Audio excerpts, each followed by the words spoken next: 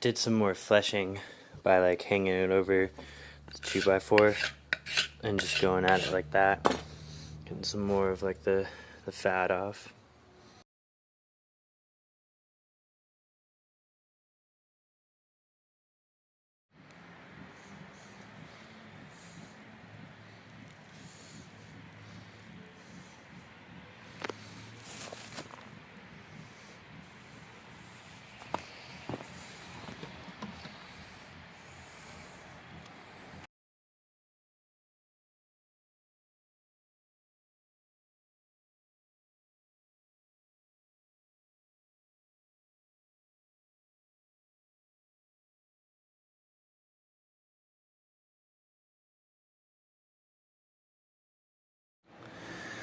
So here I have my deer hide. This is after it has been obviously removed, fleshed really well, and heavily salted, left for 24 hours. After salting, I removed it from the bucket, scraped the salt off, and all I did was let it sit right here for a few days now. It's pretty tough, but still flexible. Now I have Deer Hunters and Trappers Hide Tanning Formula. Great instructions on the back. I'm on step 4 here, where I have to make a bath for it to soften it and give it a good wash before putting the oil.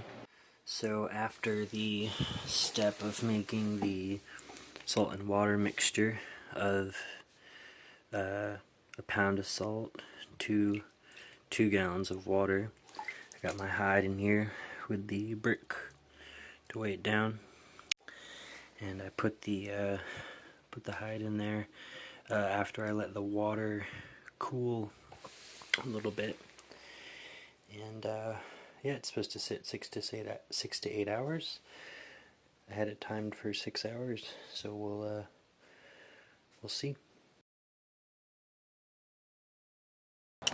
So I've now removed it from the bath, given it a good rinse on plywood, get the salt off, and it is hanging to drain.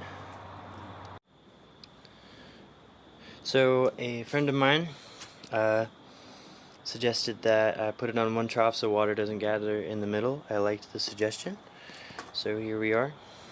And the bottle just calls for it to be but moist and flexible before you put the tanning oil on.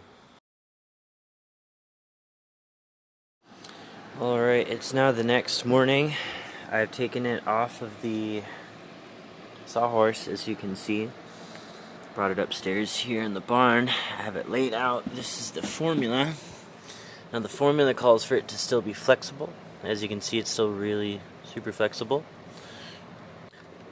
And the instructions call for it to be, the bottle itself, to be warmed in a pot of room temperature, like warm, like tap water, preferably warm, and then spread out.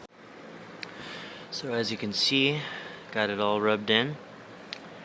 I really enjoyed doing this, rubbing it in, because I feel like that was a good opportunity to just put some good energy into this hide.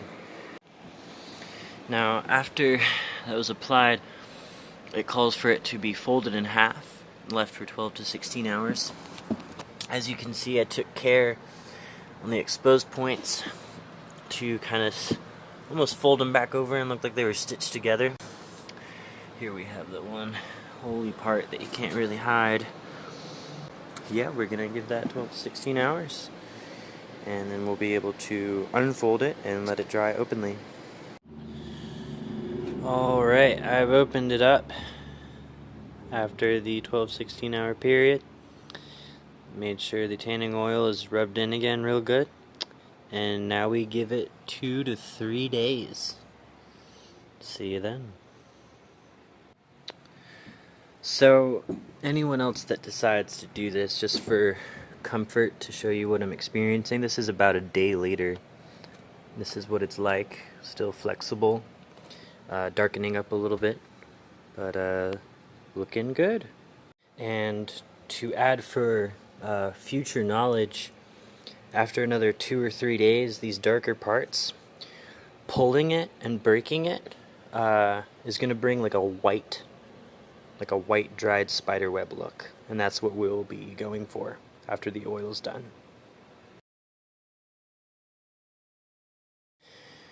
Hey guys, so back with the hide.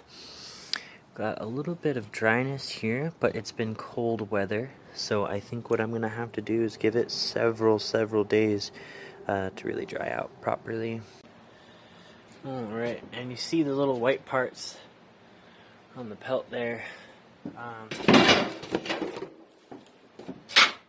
stumble. Everyone stumbles now and then. Be okay with that. But this is the flexibility of it. Still very flexible. I've been doing some light pulling, just kind of working it. And if you see that white,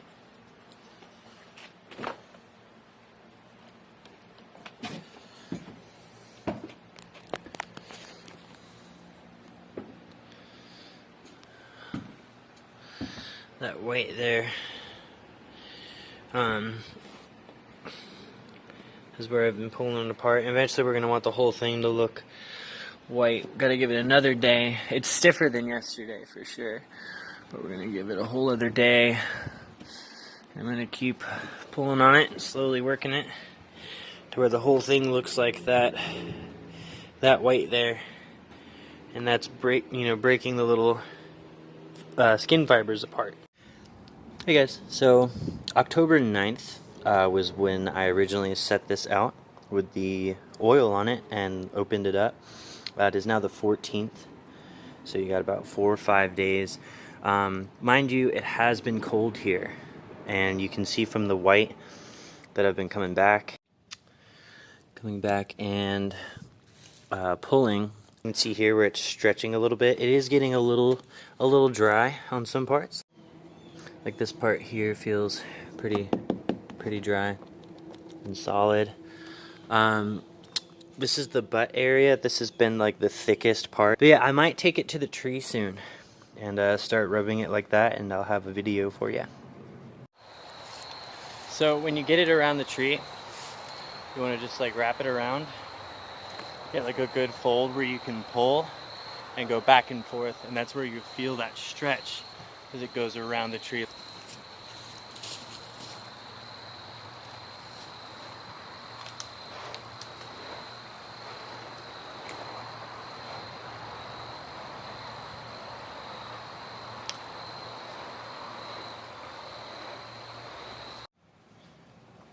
So this is 6 days now after opening it up, letting the oil dry more, working with it, stretching it slowly, now with the tree rub, and this is what we're getting. This part here feels exactly like leather, like a leather jacket. Parts like this, I'm just going to keep stretching and working with. What I'm going to do is take these little brown edges here and just give them a trim with some scissors.